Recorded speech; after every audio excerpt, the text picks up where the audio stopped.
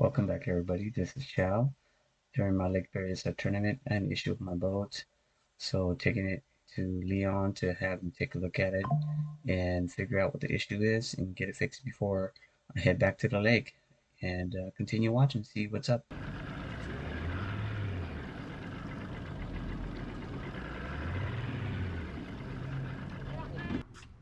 So here Leon's putting back the hose in. Here we go.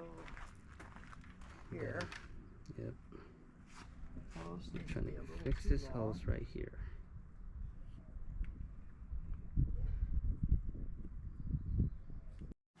Alright guys, we're ready to remove the cover.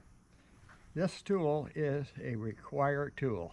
If you don't use it, you're at high risk of, when you take this off, of pulling this bolt at an angle, stripping out threads in the fuel rail, or damaging that diaphragm, which is over 250 bucks. So this keeps everything lined up and releases everything gradually and evenly, so it doesn't rock back and forth as it comes off. So let's get this down here. Okay, what this tool does now is when I unscrew this, this spring's very stiff that's in here. It lets it come off without rocking it sideways. So you just release the tension. You will have a very hard time trying to do this by compressing it, and when you put it back in, and it will try to go on crooked, and the diaphragm will get out of place and probably be destroyed. Okay. So now I don't have to take this all the way off to inspect it. I just slide the diaphragm out, and we're going to look very carefully.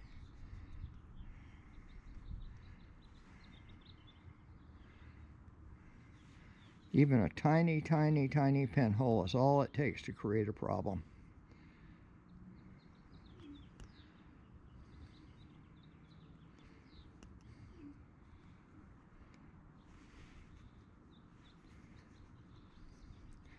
I don't see anything on that side, but we're going to look at both sides, because sometimes you'll see it one side, not the other side.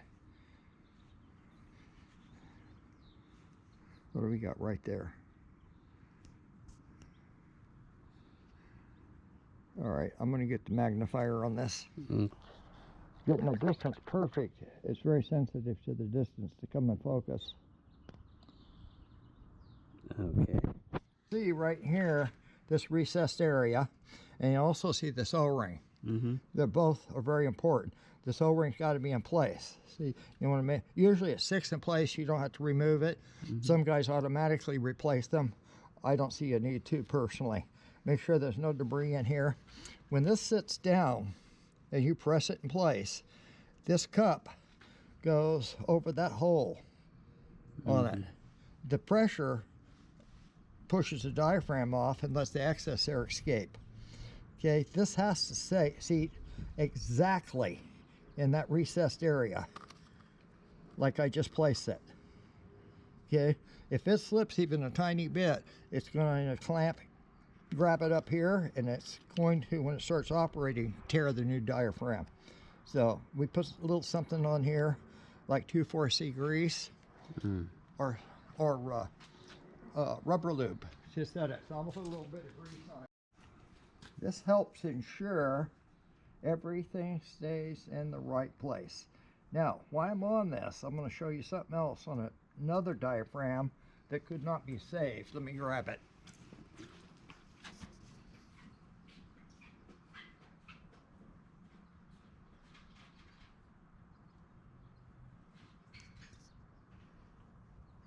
And you will notice how this one has formed a cup like this, away from that, the wrong direction. So when you try to set this in here, it won't sit in that groove. It's impossible to get that cover back on and ensure this set in the groove properly. That's why this diaphragm was replaced. Not because it had a hole in it, because they could not get it to seal reliably. So I wasn't going to take the risk. Okay, got it. All right, now when you're going to put all the stuff back on, it's pretty simple in design. You want to expect this cup. Sometimes, though very rare, this adjustment screw will wear a hole right through that cup, all the way through it, punch through the other side. If it does, it will no longer control the pressure.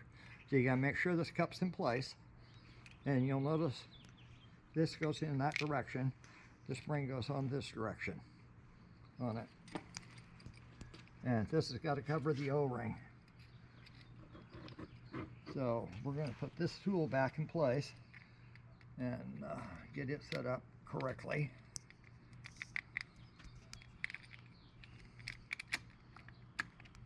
Sometimes it's easier to take these out, screw these in first, then set the tool on out here. Okay, got it.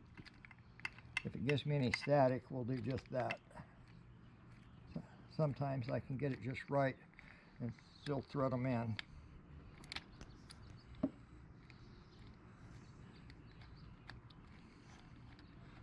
But you want to screw these all the way down because you're trying to take every bit of the wobble out of this.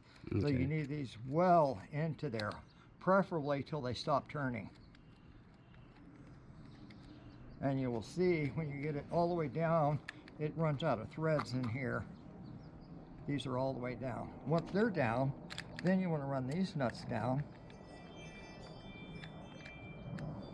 And your tool should be fairly rigid, almost no movement then. And that is important. Then when you hold all this together, you look in the side, make sure this is still setting in the groove it's supposed to be in. This is where the problem comes in, trying to do it with that by hand. This will push that cap down without rocking it back and forth, which reduces the risk of that diaphragm getting out of place. So we're pushing it down, make sure, kind of rock it around a little bit, make sure it's going down level. We're going to push this cap all the way down with nothing but our fingers, and you'll see the gap is gone. Okay. Look around the whole perimeter, and you'll have a tiny bit of space because it's going to compress the outer edges of the rubber seal, but it should be the same all the way around. And that's where you would have the problem if you don't have that tool. It's a big problem without the tool. Whoops, I dropped a screw. There it is. So we're going to put 2 screws in, tighten them down, and then remove the tool. And then we'll continue again.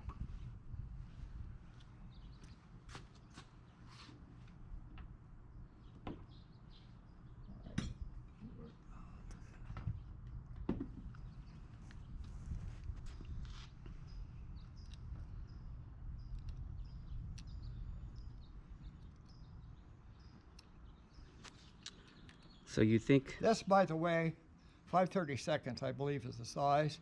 Helps a great deal. Allen wrench is a pain in the butt. I'll run them down till they stop turning finger tight, and then I'll put the power driver on them. But I'm telling you, what you're going to see me do: do not use the impact ones. You can they're too powerful. The low voltage ones, and with the variable speed you can control on it, they won't go all that tight. And my final tightening I will do by hand, and yes, there is a torque spec on this. Once those are both down, now I can remove the tool.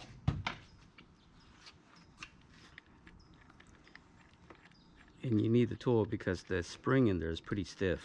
You cannot manage it all. Trying to keep it centered, keep it level, and keep that diaphragm setting in the recess it has to be in.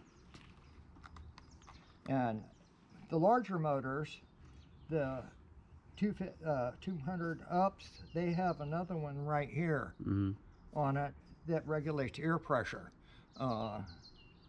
And it has a spring, but not quite as stiff as this one, but the same procedure, same tool. Tracker valve over here, you it's a light spring, you can hold it down with your thumb on it and manage it. Though the tool, if you haven't done it before, the tool makes it much easier Oh yeah. on it.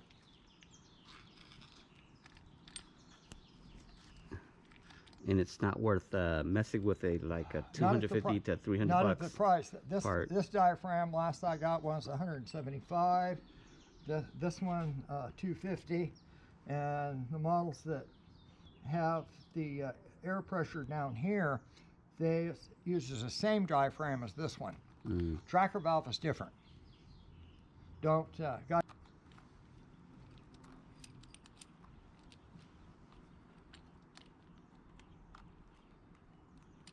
Almost out. There we go. Okay. And if you haven't had a tremendous amount of experience, use an inch-pound torque wrench doing this.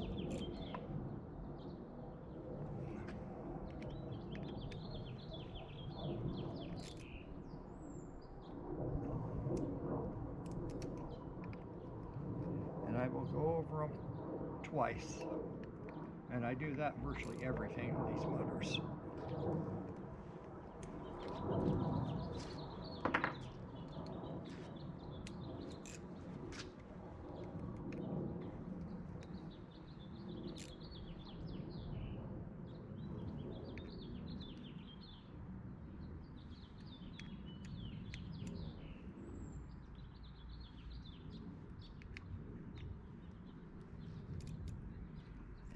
And again, I probably should have, for this video, used a torque wrench. I'm giving a bad example. But twisting wrenches for 55 years, you do get a pretty good feel of things when you've used a torque wrench enough to have a good feel of it. There's guys out there will argue that point, and justifiably so. All right. But if you're not well experienced, don't even attempt it without a torque wrench.